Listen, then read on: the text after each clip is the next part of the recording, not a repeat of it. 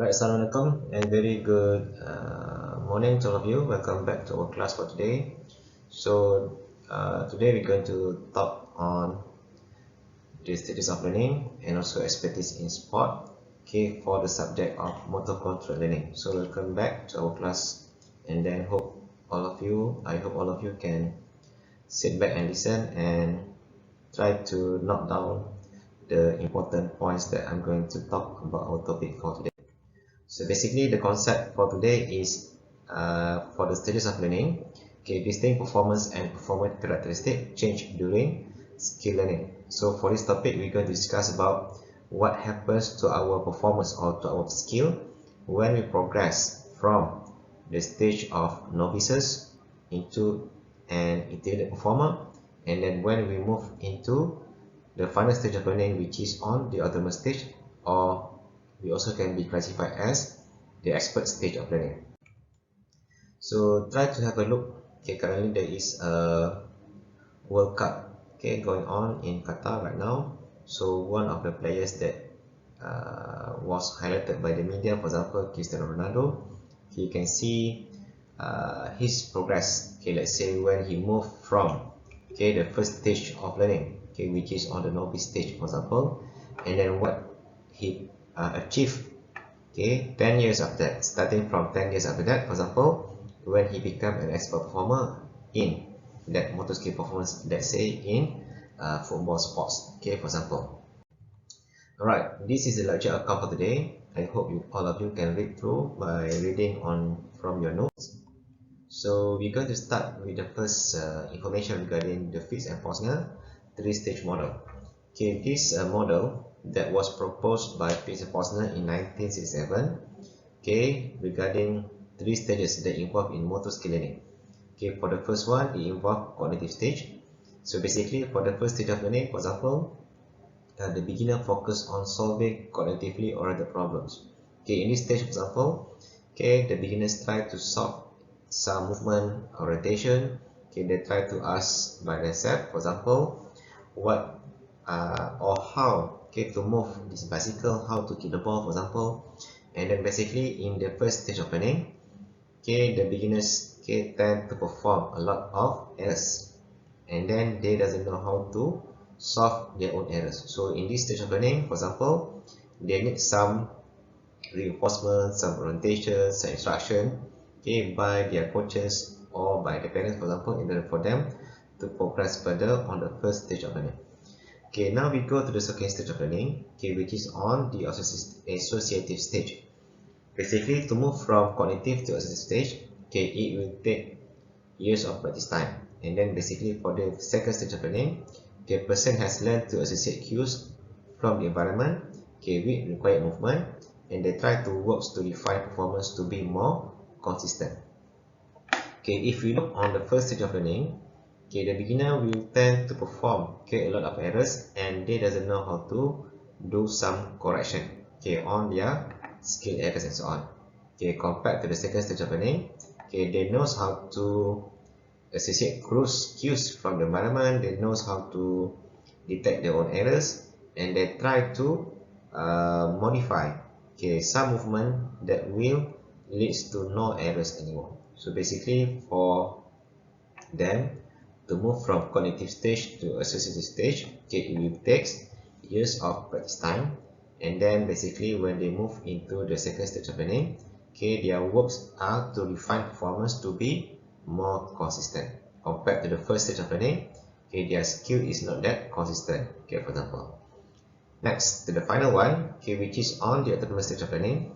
So to move from cognitive stage to the final stage of learning, autonomous stage, okay, the final stage where performance of the skill is automatic, okay, in terms of attention demanded.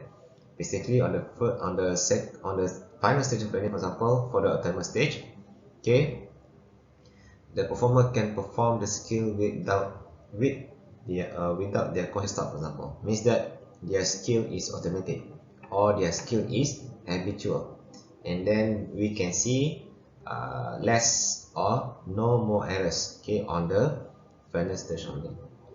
Okay, class, okay, to move from cognitive, okay, to autonomous stage, okay, it will take about 10,000 hours of practice time or 10 years of practice time.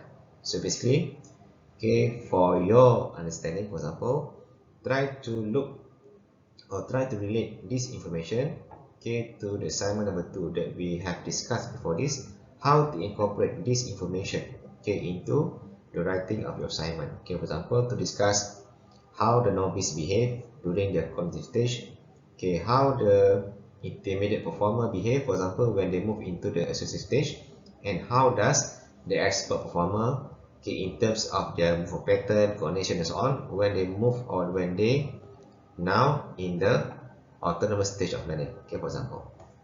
Okay, now we move on into the Gentile two-stage model. We're going to move very fast on this one. Okay, for the Gentile two-stage model, okay, compared to Fix and Posner three-stage model. Okay, if you want to compare between the Gentile two-stage model and Fix and Posner three-stage model, okay, basically for the Gentile two-stage model, okay, it only has 2 stages, and then for the first stage or initial stage, the performer is trying to get the idea of movement, okay, how to pick up okay, basic movement pattern, and they try to discriminate regulatory and non-regulatory condition. So basically this characteristic, okay, we're going to discuss more on the regulatory condition, okay, which is the aspect that will give effect to the performance of the skill. Okay, for example, the height of the net, okay, the speed of the moving ball, okay, the direction, the angle, and then the size, for example, that will give effect to the performance skill. And then the later stage of learning, for example, under Gentile two-stage model, okay, involve three characteristics. Okay, they try to adapt movement pattern. Okay, they will increase their consistency in action core movement, and then they can perform the skill with an economy of effort. Okay, for example. Okay, class, for your own understanding, right? Please read through, and also you need to know how to compare between the two-stage model by Gentile and three-stage model by Fix and Posner. Okay, try to list out, okay, what are the characteristics, okay, under those stages that is listed, okay, under these two models, for example.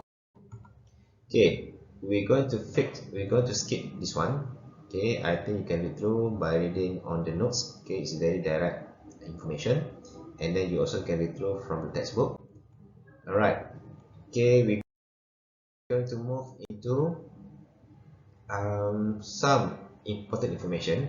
Let's say when you move from the first stage of learning, okay, to the second stage of learning to the final stage of learning, means that when you move from novice to expert performer, okay, bear in your minds that, okay, to move from novice to expert performer, it will take about 10 years of practice time.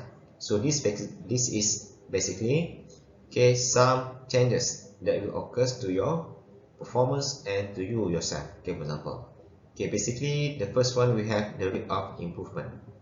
Okay, when you are a novice, for example, okay, you will tend to improve a lot. Okay, you can see from the graph, for example, there will be some improvements, okay, that can be detected during the first stage of learning. Okay, but when you move to the second stage and then when you reach the final stage of learning, okay, maybe this rate of improvement will become smaller. Okay, big gap improvement during the first stage of learning, and then small gap of improvement during the final stage of learning. Okay, for example, and we also can have a look, okay, regarding your limb segment coordination. Okay, how does you move the muscles? How does you move, okay, the joints that you have in the body, okay, in order for you to perform some basic or skillful movement coordination. So this also will related to your preferred coordination pattern. Okay, when you are in the novice stage of learning, okay, you tend to use unwanted muscle, for example, you tend to use, okay, different muscle group which is not properly used in that skill performance, and maybe the sequencing of the muscle that you use is not proper. So when you move from novice to expert performer, okay, you tend to know, okay, how to use the muscles correctly. okay, in terms of proper sequencing, okay, proper activation and so on. Okay, when you know how to use the muscle properly, for example, okay, you tend to use your energy with an economy of effort. Okay, means that during the first stage of learning, you tend to feel fatigue easily, for example, because of you tend to use unwanted muscle. Okay, but when you move further, okay, for example, you know how to save up your energy. Okay, for example, and then regarding achievement of kinematic goals. Okay, during the first stage of learning, you should know how to perform the skill correctly. Okay, when you go further with the skill improvement, you know how to increase, okay, the skill with some speed of performance. Means that you tend to accelerate, okay, your body movement, okay, for example. And then it also related to your visual attention demand. During the first stage of learning, you tend to look to so many unwanted cues, for example. Okay, you tend to look to so many characteristic, okay, in your environment. But when you move further into the second stage of learning, you tend to move into the final stage of learning. Okay, you know how to direct your eyes, okay, to the correct visual cues only, okay, for example. So when you tend to look more, you tend to take more, okay, your conscious attention. And then the most important information that we can see here is that regarding error detection. During novice stage, you doesn't know how to detect your own errors, and then you doesn't know how to provide some corrective feedback. You doesn't know how to provide some corrective information to yourself in order how to improve the skill. So when you go further with the skill learning, you know how to improvise, okay, the skill performance and so on, right? So these are the changes that occurs to you when you perform the skill progressively from novice until autonomous stage of learning, okay, for example. Right, we're going to skip this slide. Okay, I hope you can read through on your notes. Okay, for example.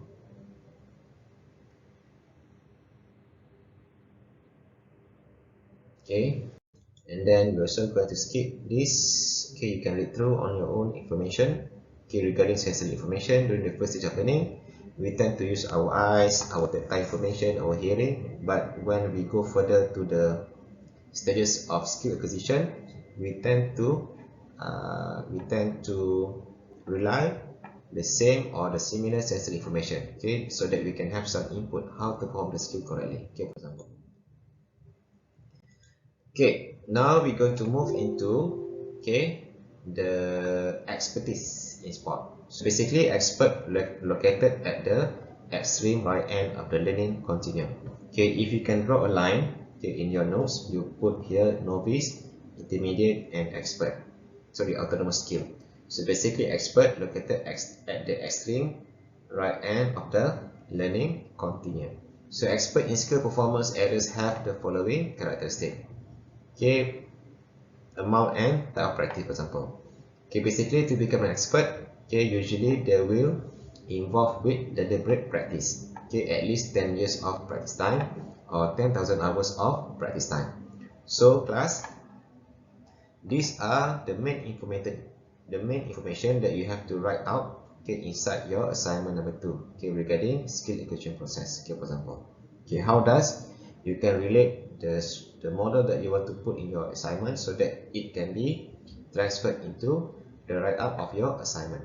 So basically, to involve with deliberate practice, okay, it involves highly organized activities that have a structured rules. Okay, for example, okay, what times you have to wake up in the morning, for example. Okay, what time you have to go for shower, you have to go for breakfast, you go for training, and then you have to go for school, come back to the hostel, and then you have to take a break, and then you have to follow the rules for trainings over and over again until you reach the expert stage of learning, for example. So basically, this deliberate practice requires effort and not inherently enjoyable because of you have to follow a very structured rules, okay, for example. And then this practice, okay, are specifically designed to increase the quality of performance. And then what is the most important or the most achievements is that, okay, if you follow this rule, okay, it involves delayed gratification, okay, promise of return of effort. So it means that when you have completed the training, for example, okay, you have reached the ultimate stage, and then you want to embark into your expert stage of skill performance. Okay, this, when you achieve this, for example, okay, you will receive a very good salary. Okay, you will receive a very good sponsor, for example, because of these are the things that your biggest achievement, because of you have already achieved the expertise, okay, in your skill performance. But once you achieve this stage, okay, you have to maintain, okay, for a very long time, so that you can maintain the gratification, okay, that will promise of return of effort, okay, for example. Okay, now we're going to have a look into some characteristics that will involve regarding expertise, okay, in sports performance. So expert located at the extreme right end.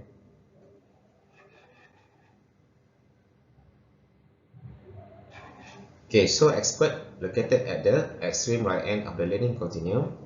Okay, expert novice differences, characteristic of expertise. Okay, they knows how to read the play. Experts are more accurate at picking up information from sport specific stimuli. Okay, for example. Okay, they can have all the time in the world. Okay, experts are superior at anticipating opponent's action. Okay, for example. Okay, they knows how to pick the best option or shot. Okay, expert has superior decorative and also procedural knowledge of their sports performance. Okay, class. Okay, try to remember what is decorative knowledge and what is procedural knowledge. Okay, from our past lecture regarding memory. Okay, for example. And then experts knows how to make it look easy. Okay, experts have superior movement, technical consistency, and efficiency. Okay, for example.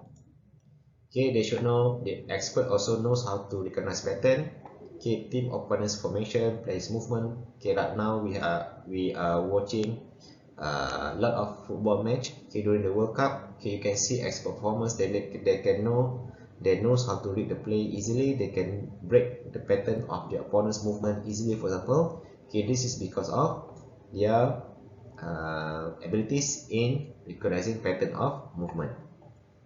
So to achieve this characteristic, for example, they knows how to provide a very good anticipation skill. Okay, involve predicting what event will happen, event anticipation, and when an event will occur. Event anticipation, okay, what will happen, for example. They also knows how to detect when the event will happen. Okay, that involve temporal anticipation. Okay, for example. Alright, I think this is the last slide. Okay, regarding expert novice differences. Okay, the expert know how to make a correct decision. Okay, can make accurate decision in need of time. Okay, movement and technical skill efficiency, highly skilled athlete, for example, and they can do dual task capability. Okay, for example, they can do multiple tasks at one time. Right. I think this is the end of our lecture for today. I hope all of you can note down important information that we have discussed for today, and then try to relate, okay, what I have lectured regarding this topic, okay, especially on the stages of skill acquisition, for example, and then the expert performance characteristic, okay, into the writing of your assignment number 2. Alright, thank you class.